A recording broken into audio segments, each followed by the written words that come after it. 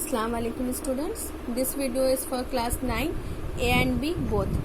आज हम लोग पोएम पढ़ेंगे कलकत्ता। अरुण कमल जी की लिखी हुई ये कविता है, लेकिन पोएम पढ़ने से पहले हम लोग अरुण कमल जी के बारे में कुछ जान लेंगे, जिसे कवि परिचय हम लोग क्लास में भी पढ़ते हैं और यहाँ पे भी पहले अरुण कमल जी के बारे में जान लेंगे। अरुण कमल जी का जन्म 15 फरवरी 1954 को बिहार के रोहतसा जिले के नासिरगंज ग्राम में हुआ था। तो उनका जन्म कब हुआ था? 15 फरवरी 1954 में रोहतसा जिले के नासिरगंज ग्राम में हुआ था।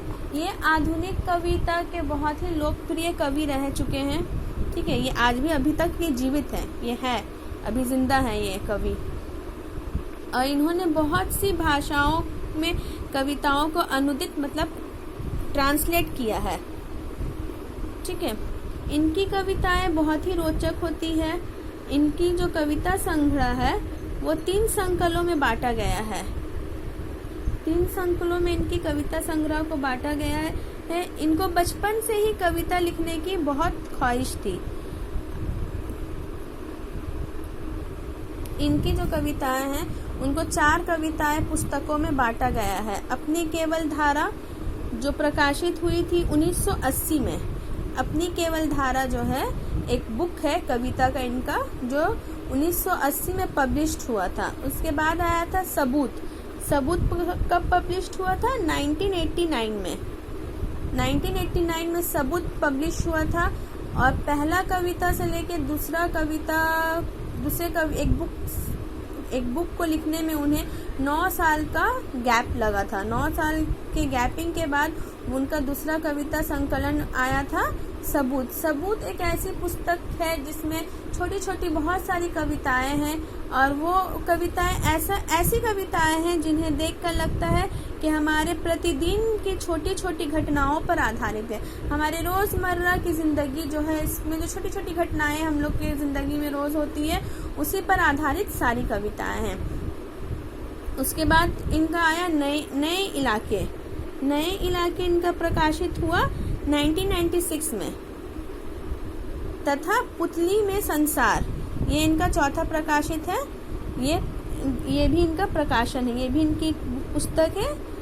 इन्होंने 4 पुस्तक अब तक की कविताओं के लिखे हैं। 2 आलोचना पुस्तकें कविता और समय तथा गोलमेज। 2 आलोचना पुस्तक भी लिखी है इन्होंने। क्या है? पहला कविता और समय तथा गोलमेज। साक्षात्कारों की पुस्तक कथोपकथन के रूप में प्रकाशित हुई है। अंग्रेजी में समकालीन भारतीय कविता की एक पुस्तक वॉइसेज भी है। अंग्रेजी में भी इनकी एक पुस्तक है वॉइसेज।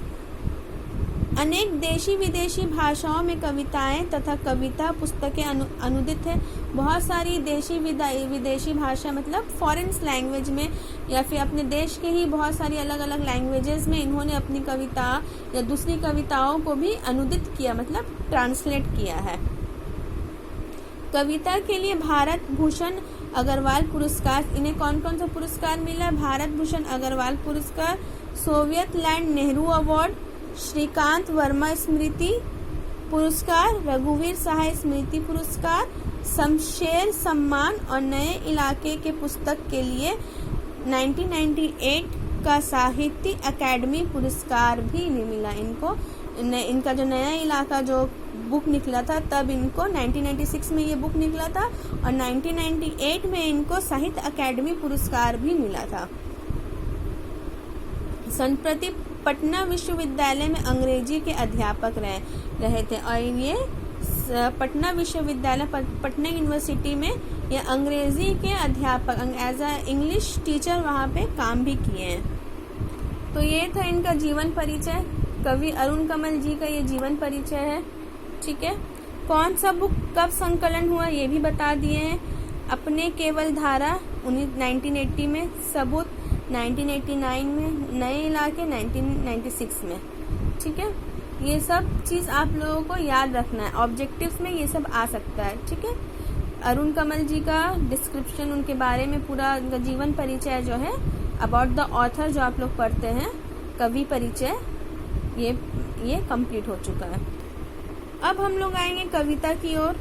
ये कविता क्या है? कलकत्ता। अरुण कमल जी की ये कविता है कलकत्ता, जिसमें इन्होंने बताया है कि किस तरह से वो कलकत्ता आते थे, कलकत्ता वो कब से आ रहे हैं और उन्हें कितना लगाव है कलकत्ता से उन्हें कितना लगाव है, और वो यहाँ हमेशा आते रहे हैं और हमेशा ही आना चाहते हैं।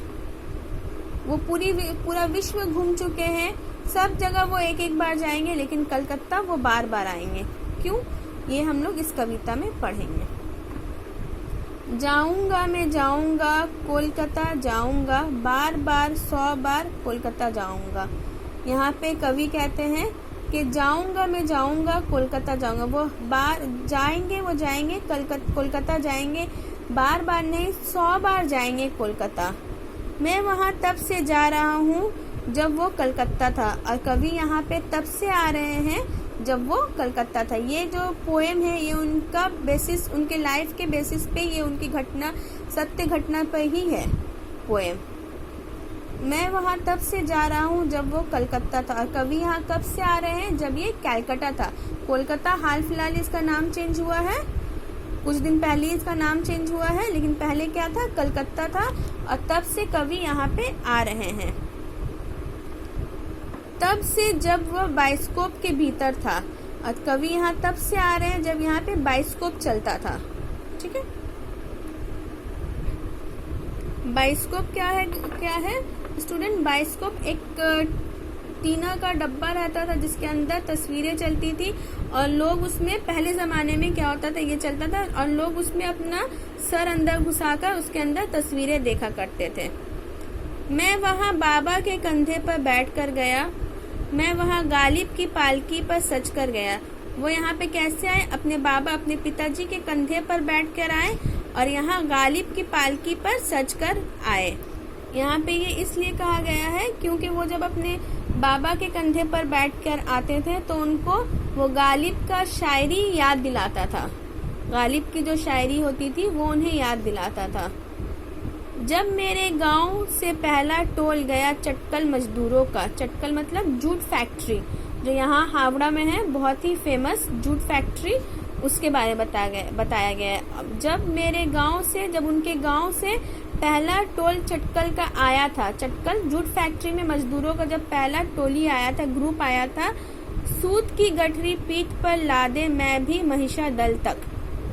और वो भी मजदूरों के पीठ पे क्या था? सूत की गठरी पीठ पर लिए मैं भी महिषा दल तक आया था। महिषा दल एक जगह का नाम है यहाँ पर, वहां तक वो भी मजदूरों के साथ, जैसे मजदूर लोग आ रहे थे सत्तू का गठरी लेकर जो अपनी पीठ पर लाद कर आ रहे थे, तो वो भी अब सत्तू की गठरी अपनी पीठ पर लादा महिषा दल तक आया था।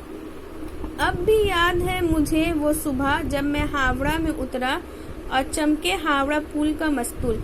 और कवि को अब भी वो सुबह याद है जब वो अपने मजदूर साथियों के साथ यहाँ आया था, हावड़ा में उतरा था, और हावड़ा पुल के मस्तूल मतलब जो ऊपरी वाला भाग होता है पानी जिससे चमकता है, पुल या पानी वाला जहाज पुल का सबसे ऊपरी भाग जो पानी से चमकता है, उसे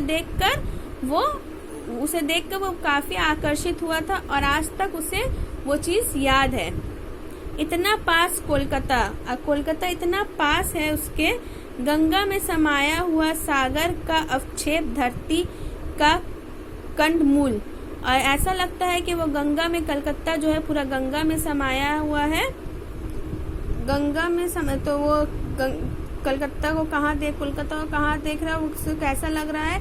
गंगा में। ऐसा लगता है कि ये पूरा शहर जो है गंगा में समाया हुआ है, और एक धरती का अवक्षेप धरती का कंडमूल एक फल का नाम है जो नदी के किनारे पे होता है। ठीक है, तो उस फल की तरह ये पूरा कोलकाता कवि को लग रहा था कि किस तरह से गंगा के में समाया हुआ है सागर का अवक्षेप धरती में कंडमूल। धरती गंगा के अंदर समाया हुआ है, धरती का ये कंडमूल एक फल है। ठीक है, एक फल की तरह जो नदी के किनारे जो फल होता है उस फल का नाम है। तो उसको यही लग रहा था कि ये नदी के किनारे एक पूरा शहर बसा हुआ है। मेरे घर से इतनी दूर के रात में झलके वो वही तारा बना उड़हुल। और उसके घर से वो इतनी दूर लगता था कि रात में झलका जो एक तारे की तरह लगता था। उड़हुल मतलब एक फूल का नाम है। एक फूल की तरह उसे वो लगता था, जो दूर से ही तारे की तरह वो चमकता था। और एक फूल की तरह उसकी खुशबू जो है कोलकाता, उसे आने की जो खुशबू कोलकाता में जो एक आता था जब वो, उसकी एक खुशबू जो है उसको यहाँ खींच लाती थी। उड़हुल एक फूल का नाम है। उड़हुल की सुंदरता उसको इस तरफ में शहर की जो सुंदरता है, उड़हुल को, कलकत्ता को उड़हुल से कंपेयर किया गया है। जो शहर की सुंदरता है वो उसे कलकत्ता में खींच लाती थी। ठीक है, इस वीडियो में इतना तक ही हम पढ़ेंगे। नेक्स्ट वीडियो में आगे पढ़ेंगे। ठीक है।